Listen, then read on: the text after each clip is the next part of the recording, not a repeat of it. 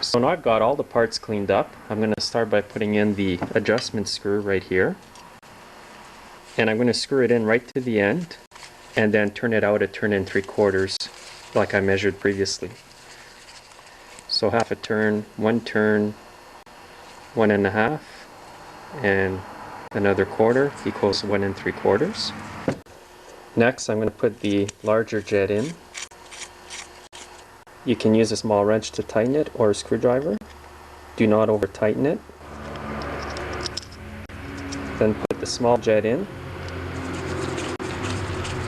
Next, I'm going to put the float in and the needle. Insert the needle underneath the tab, just like that. Then go over where it goes. Set it there.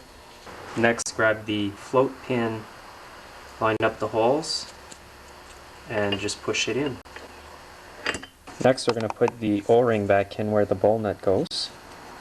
Now, if this O-ring is cracked or broken, just replace it because you're going to have a leak. Now I'm just going to push it in there. And now just put the ball nut back on.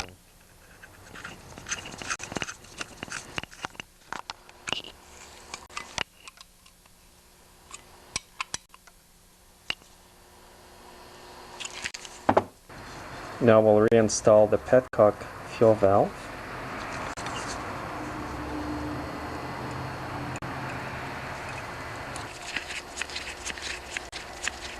Tighten these two screws evenly because you don't want it to be really tight and off on the other side.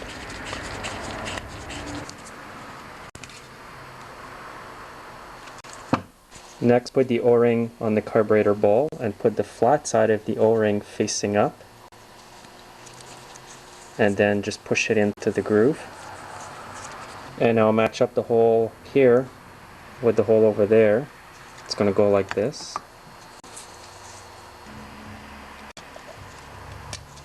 And there's just two screws that hold the carburetor bowl on.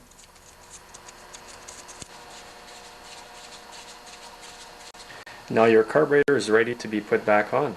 Now to reinstall the carburetor, it's pretty simple. Just grab your throttle cable, and the side with the bigger notch here goes toward you. And you insert that in there and then just tighten this up.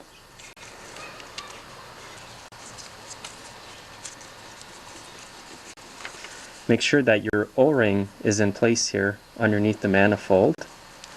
Line it up with the two holes on top of the head.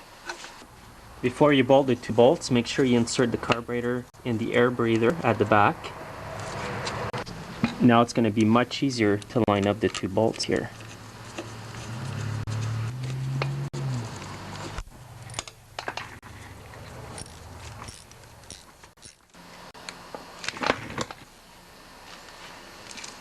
Also, don't forget to tighten up the clamp on the air breather. Hook up your fuel lines. You'll notice the fuel line with the ribs on it goes on the top here. And I've got some spring-loaded fuel clamps here that I put on. I'm just going to squeeze them and put them on there. And then put the other line at the bottom. And put your fuel clamp on that one. Now make sure your throttle cable is secured onto the carb. And the last thing to do is just to insert the overflow fuel tube down in this clip over here. So now that the job's done, I'm just going to load it up with fuel and try it out.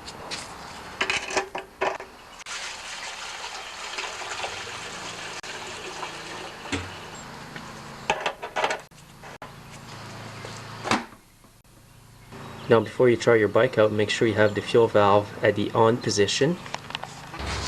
So now I'll try it out, see what happens.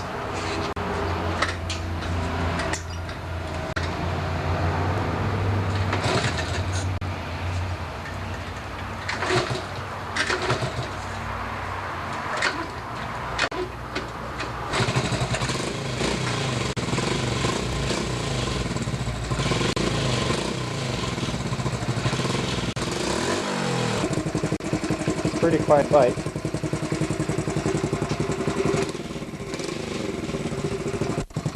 It's a 1985.